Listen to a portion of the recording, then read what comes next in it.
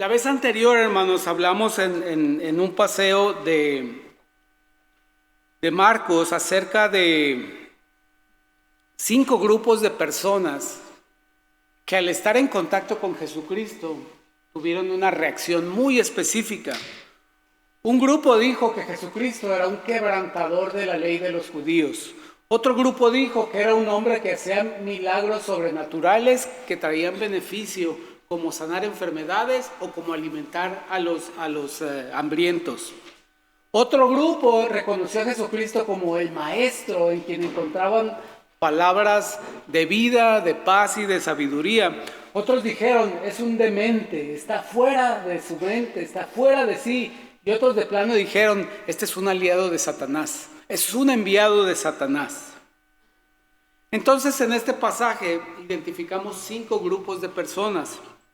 El día de hoy quiero remitirme a otro pasaje, un capítulo del Evangelio de Lucas, en el que no identificamos grupos de personas, sino identificamos personas individuales que tuvieron una reacción al estar en contacto con Jesucristo. Es decir, que cuando estuvieron expuestos a la persona y a las enseñanzas de Jesucristo, ellos decidieron, ¿me acerco o me alejo? Mucho de nuestra relación como cristianos con Dios, mucho de nuestra vida cristiana gravita en el hecho de que me acerco a Dios o me alejo de Dios. Casi todas nuestras decisiones en el día y en la vida tienen este efecto, me acercan a Dios o me alejan a Dios. Y esta es otra manera en la que podemos ver los dones espirituales.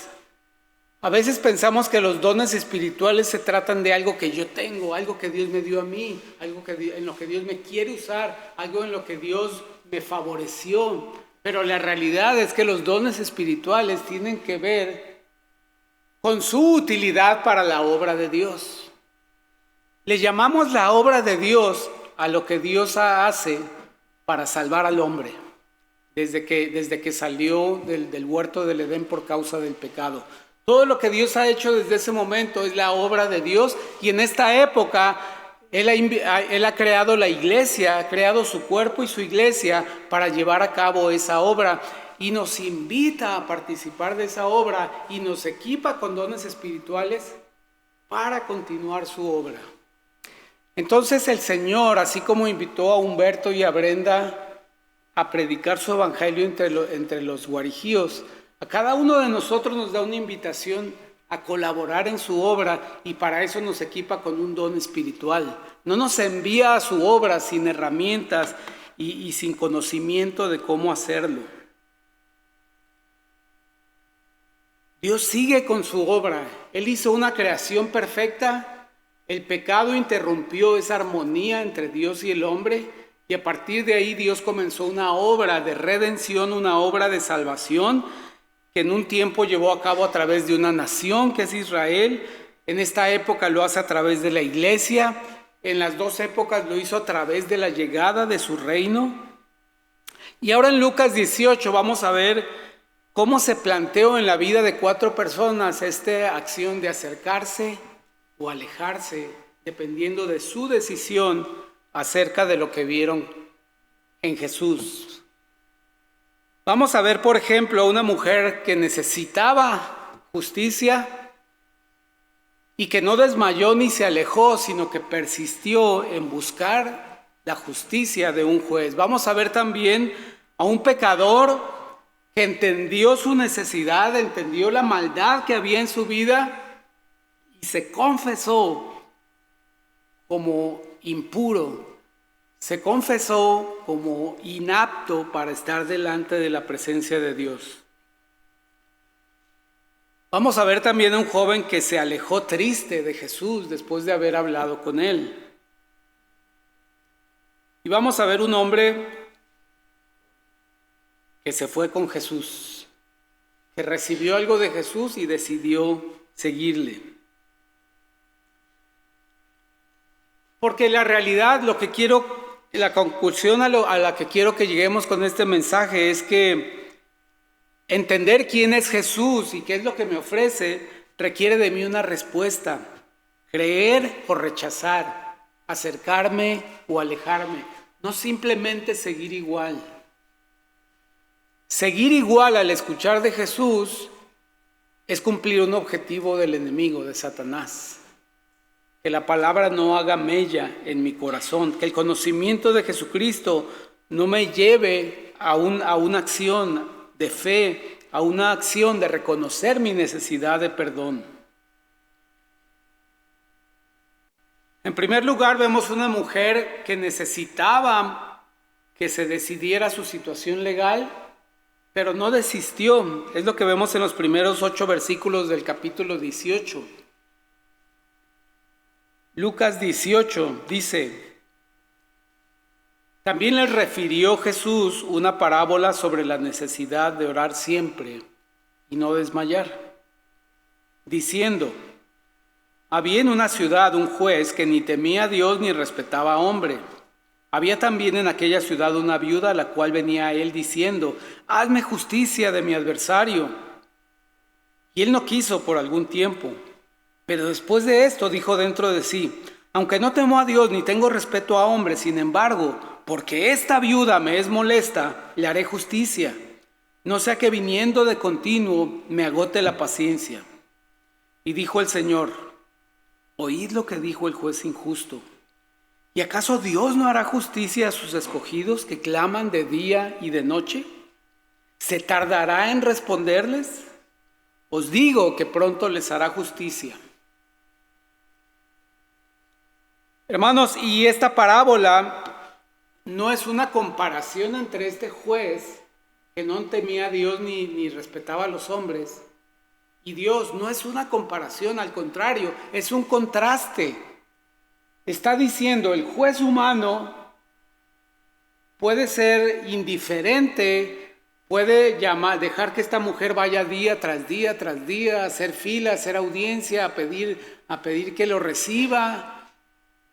Y puede ser que lo haga y que la reciba por cansancio, por fastidio.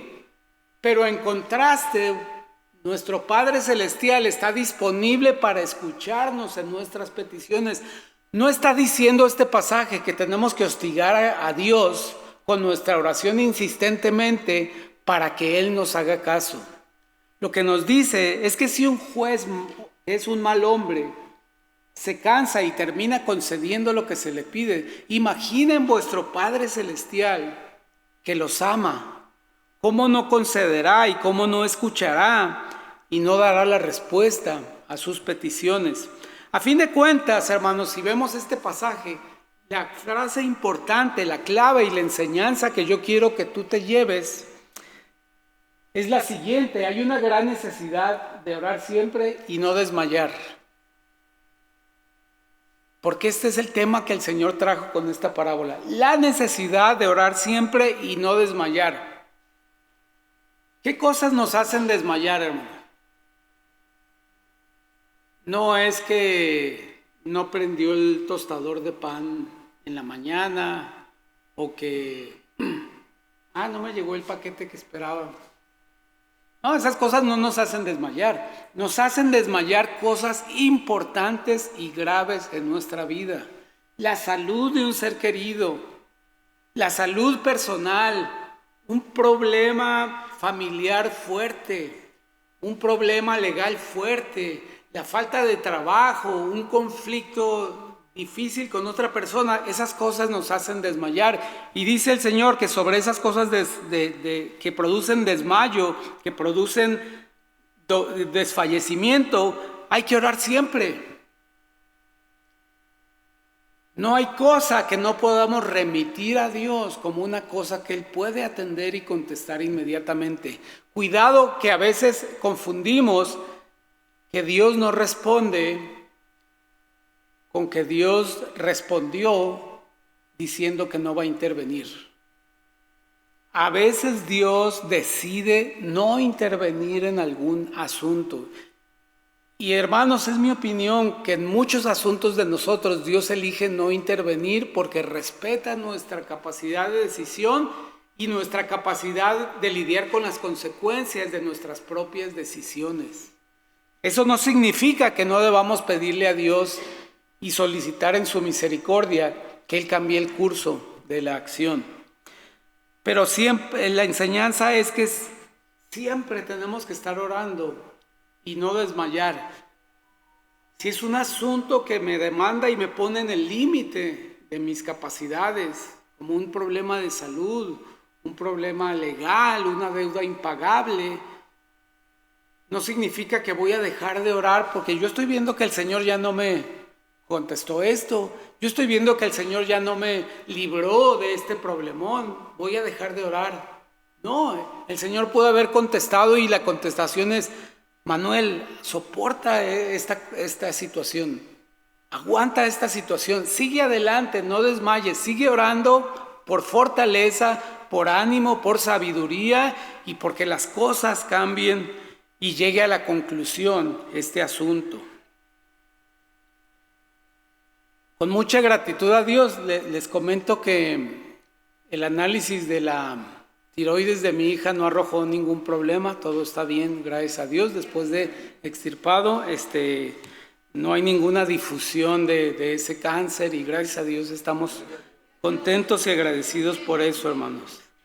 Segunda persona que se acercó a Jesús era una persona sumamente detestable en la sociedad judía.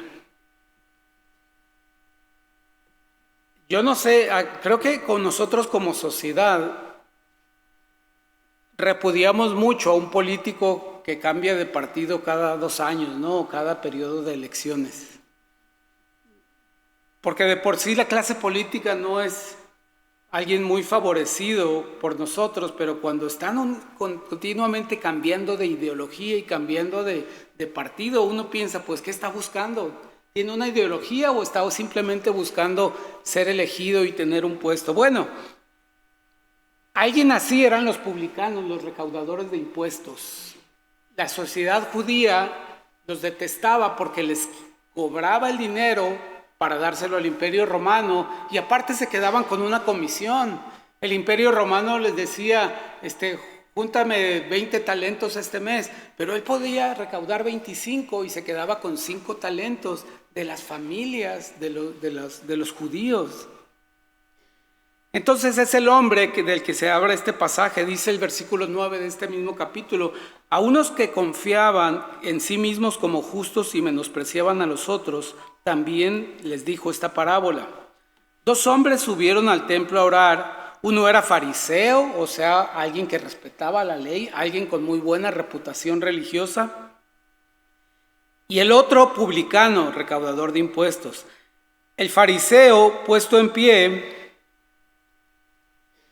oraba consigo mismo de esta manera: Dios, te doy gracias porque no soy como los otros hombres, ladrones, injustos, adúlteros, ni aún como este publicano que estaba enseguida de él. Ayuno 2 veces a la semana, doy diezmos de todo lo que gano. Mas el publicano, estando lejos, no quería ni alzar aún los ojos al cielo, sino que se golpeaba el pecho diciendo: Dios, sé propicio a mí, pecador. Gracias, hermano.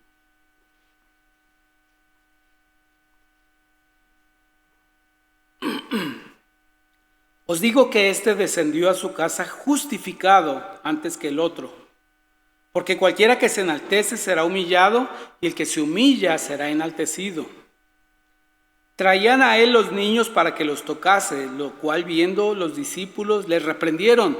Mas Jesús llamándolos dijo: dejad a los niños venid a mí y no se lo impidáis, porque de los tales es el reino de Dios.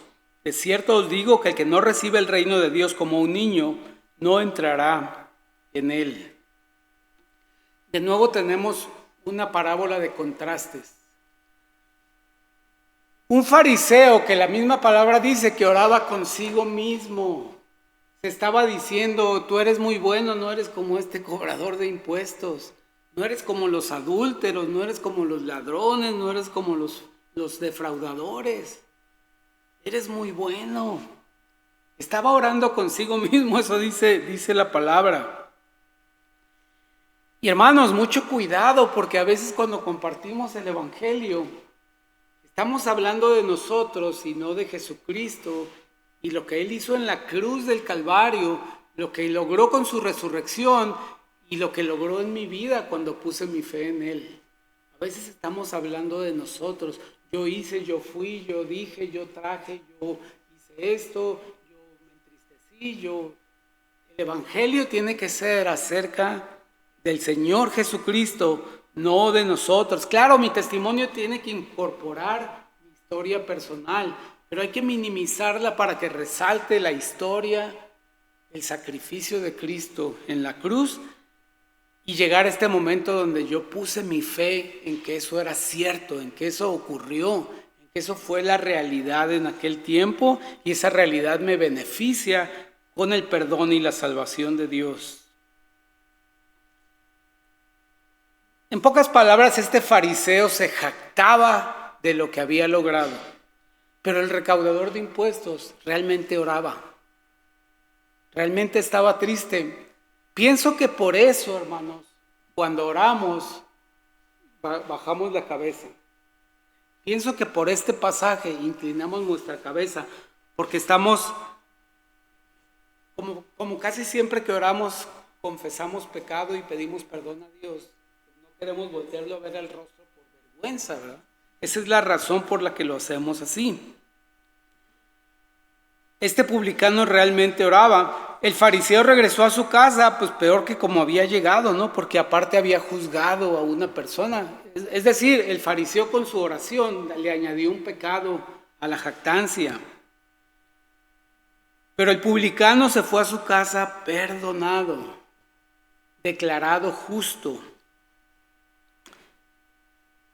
Hoy en día, hermanos, cuando hay una investigación judicial, todas las pruebas y la evidencia de una investigación se archivan y se guardan, se pueden consultar, sirven de referencia. Pero en los tiempos, de Jesús, se entendía que cuando se declaraba a alguien justo, cuando alguien era declarado justo, tenía la implicación de que se ha destruido la evidencia porque no es necesaria ya. Cuando alguien es declarado justo, ya es olvidado el historial de nuestros pecados. Ya no hay constancia de que hubiéramos hecho algo malo y Dios mismo borra el historial de mis transgresiones y mis faltas. La justicia humana las guarda y las preserva. Y hay una cadena de custodia para toda esa evidencia. Dios perdona y Dios se olvida y nos declara justos. Y en vez de esa caja de evidencia sobre nuestras faltas, está la rectitud y la justicia de Cristo. Entonces si alguien dice, a ver, saquen la evidencia que hay en contra de Manuel, traen la caja y dice, oye, aquí está la justicia y la rectitud de Cristo. Ah, perfecto. Entonces es inocente, es declarado justo. ¿Para qué guardan esa caja si la rectitud y la justicia de Cristo es evidente en la vida de todo aquel que ha creído en Él? Lo que nos hace ver esto es que es increíble la misericordia de Dios y los méritos del hombre son nulos. De hecho, ese es lo importante de este pasaje. Miren lo que dice el versículo 9. A unos que confiaban en sí mismos como justos y menospreciaban a los otros. O sea que entre los que estaban escuchando a Jesús, sus discípulos y la gente que estaba allí, Jesús les quiso dar una enseñanza. Les dijo, ustedes, algunos de ustedes confían en sí mismos como justos. De hecho, más adelantito dice Pedro, Señor, nosotros dejamos familia y trabajos y te estamos siguiendo, ¿y qué vamos a recibir? Ya hicimos el mérito de abandonar a nuestra familia y dejar nuestro trabajo y seguirte a ti. ¿Qué vamos a recibir? Pero esto existía. Algunos pensamos que ya somos justos porque llevamos 29 años siendo pastores y digo, esas son mis credenciales, ya me hacen tener una apariencia de persona justa. No, hermano, no es así. No creamos esa idea de que la gente va creando prestigio, reputación, buen nombre, porque eso nos hace menospreciar a otros. Y estamos cayendo en lo que decía Pablo, el que cree estar firme, mire que no caiga, significa que sí puede caer.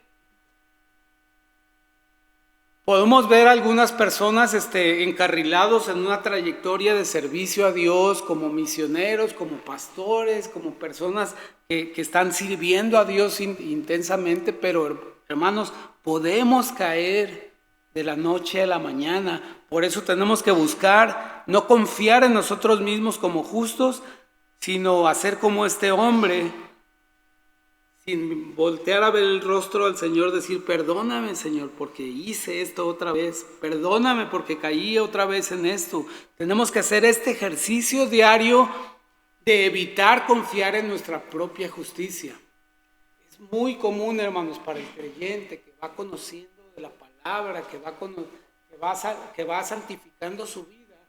Es muy común pensar que esa santificación que ya logró lo hace suficiente, o le da cierta resistencia, o le da cierta blindaje contra el pecado, contra caer. No, cada día debemos de vivir apelando a la misericordia y el cuidado de Dios para nuestras vidas.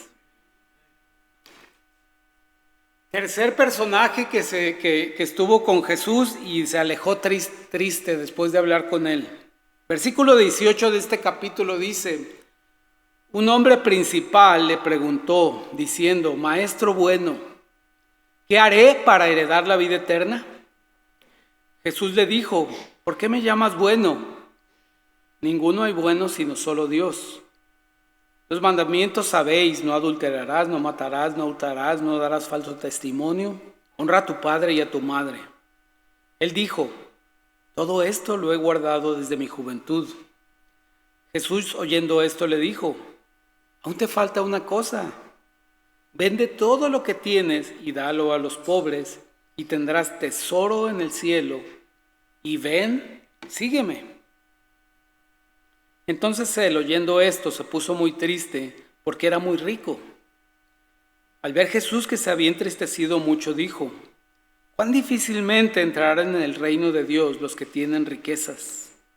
Porque es más fácil pasar un camello por el ojo de una aguja que entrar un rico en el reino de Dios. Y los que oyeron esto dijeron: ¿quién pues podrá ser salvo? Él les dijo: lo que es imposible para los hombres es posible para Dios. Entonces Pedro dijo: he aquí, nosotros hemos dejado nuestras posesiones y te hemos seguido. Y él les dijo: de cierto os digo que no hay nadie que haya dejado casa o padre o hermanos o mujer o hijos por el reino de Dios, que no haya de recibir mucho más en este tiempo y en el siglo venidero la vida eterna. Cuando nosotros combinamos lo que dice el Evangelio de Mateo, Marcos y Lucas sobre este joven que se acercó a Jesús, descubrimos que era un hombre joven, un hombre rico, y aparte era dirigente probablemente de una sinagoga. ¡Wow! Todas las medidas de éxito, él estaba en la cima. La bendición de la juventud y la fuerza y la salud, las riquezas materiales, el reconocimiento como líder de su comunidad. Y conocía la ley, conocía cuáles eran los mandamientos que tenía que seguir, pero el Señor conocía algo de él. No que estuviera mal que fuera rico, sino que él codiciaba su riqueza. Normalmente pensamos que lo que se codicia es lo que no tenemos. Yo codicio aquella propiedad que tiene esta persona. Yo codicio la popularidad que tiene esta persona. Yo codicio la capacidad de socializar que tiene esa persona. No, hermano, también podemos codiciar lo que ya tenemos y poner nuestra confianza en eso. Y esto es como aplica aquí la codicia. Este joven era rico y codiciaba su propia riqueza, de manera que no la quería compartir. Cuando el Señor le dijo: bueno, si quieres ser perfecto y tener tesoros en el cielo, tal vez puedas regalar tu dinero a los pobres, y serás perfecto y tendrás tesoros en los cielos. Pero como codiciaba su propia riqueza, se entristeció y no estuvo dispuesto a hacerlo.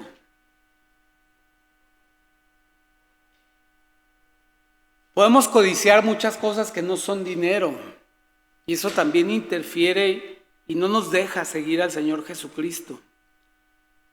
Si codiciamos, acabaremos quebrantando algún otro mandamiento, desobedeciendo alguna otra instrucción del Señor. Fíjese, hermanos, en aquel tiempo como hoy, se pensaba, muchas personas piensan que la riqueza es una evidencia de estar en buena relación con Dios. Unos dicen, si estás bien con Dios, Él te va a prosperar económicamente. Sí, dice la palabra algo parecido de que te hará prosperar, pero la prosperidad no es solamente la ganancia económica, la ganancia material. A decir verdad, no es la posesión de riquezas lo que condena el alma, como pareciera, sino realmente lo que condena el alma es la confianza en las riquezas, es la confianza en la juventud, que yo sé que me va a dar para lograr muchas cosas, es la confianza en la educación, que yo sé que me va a ayudar a seguir adelante. No, lo que nos condena es la confianza en nuestra fuerza de voluntad, que me hará llegar lejos y vencer todos los obstáculos que encuentre en mi vida. Abraham fue un hombre muy rico, pero fue salvo porque confió en Dios y le obedeció, porque le dijo lo mismo que a este joven rico le dijo Jesús. Le dijo, aquí tienes tu riqueza, pero tú sal a esta otra tierra y sígueme y yo seré tu Dios. Y él salió, dejó todo. Lo que era más importante en aquel tiempo era la propiedad, donde tenían todos sus bienes y su ganado. Y Abraham salió y esa confianza fue la que le dio la salvación. Hermanos, la prosperidad económica es una prueba dura para los creyentes. Yo creo que por eso no nos la da a muchos de nosotros, porque quizás sabe que podemos fallar en esa prueba de la prosperidad, porque conlleva mucha clase de tentaciones y pecados. Uno de los libros que más me han impactado en mi vida es una biografía de una joven esclava que vivió en las aguas, en el porche, en el techo de un porche de una casa, escondida durante 13 años. Los sirvientes de esa casa le dijeron a los dueños en Estados Unidos, en el tiempo de la esclavitud, le dijeron, Amy se llamaba, ella huyó y se fue por el río y hay que buscarla en otro estado, quizás se fue hacia el norte. Pero la realidad es que estaba escondida en el tejabán del porche, en un huequito que estaba ahí, y los demás esclavos le llevaban todos los días un poco de comida, pero así duró, escondida 13 años. Y cuando escribió un libro, ella llegó a una conclusión muy importante, dijo, la esclavitud es una maldición tal que destruye la vida del esclavizado, tanto como la del esclavizante.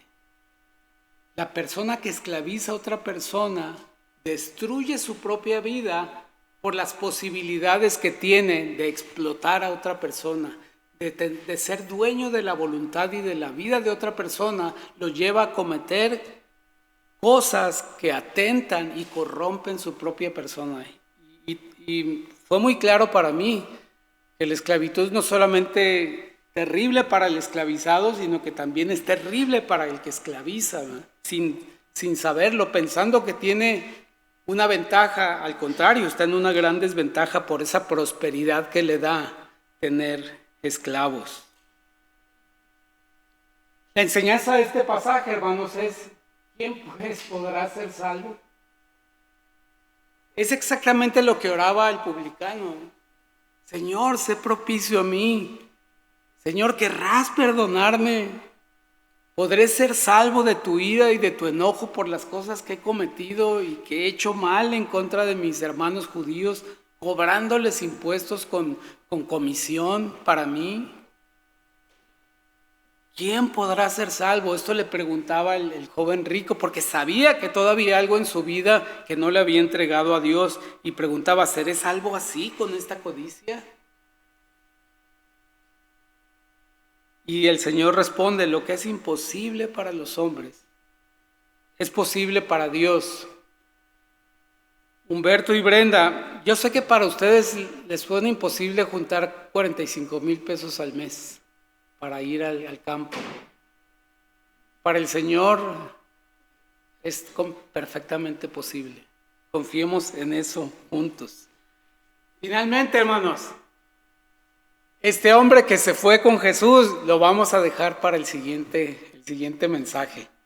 Creo que el Señor nos ha dado bastante que meditar con estos 3 primeros personajes. Y lo importante aquí es que busquemos insistentemente al Señor, como esta viuda que buscaba justicia, no desmayó, sino que estuvo orando.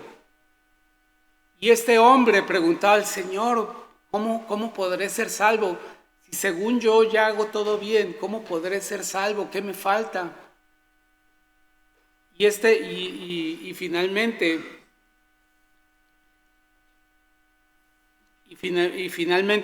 este hombre que buscaba la misericordia de Dios,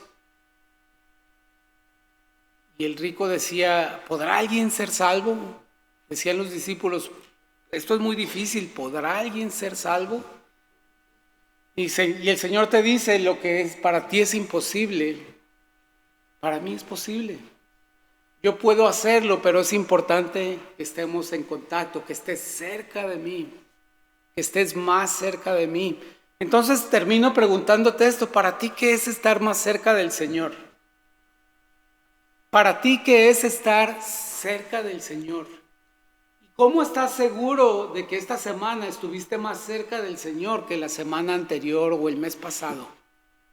¿Cómo puedes estar seguro que estás más cerca de Dios? La respuesta tiene múltiples vías. Son muchas acciones las que tenemos que hacer, pero lo más importante es una comunicación directa y continua basada en la relación de paternidad y adopción que tenemos con Cristo. No basada en una relación de patrón y subordinado, basada en una relación de creador y creación, no basada en una de Dios y hombre, no, sino en una relación de padre e hijo. Si hacemos esa comunicación continua e intensa con Él, invariablemente nos acercaremos a Él. Les voy a compartir un himno, hermanos, en el grupo de oración para que lo escuchen, que se llama Cerca, más cerca, oh Dios de ti, para que una de estas semanas que lean la palabra, mediten, oren, escuchen ese himno un ratito antes. No importa que lo escuchen una sola vez, pero que entiendan que la cercanía con Dios es acercarnos a su gracia y a su misericordia. Continuamente oramos por gracia y misericordia, pero acercándonos a Dios en comunicación continua e intensa, nos acercaremos a esa gracia y a esa misericordia.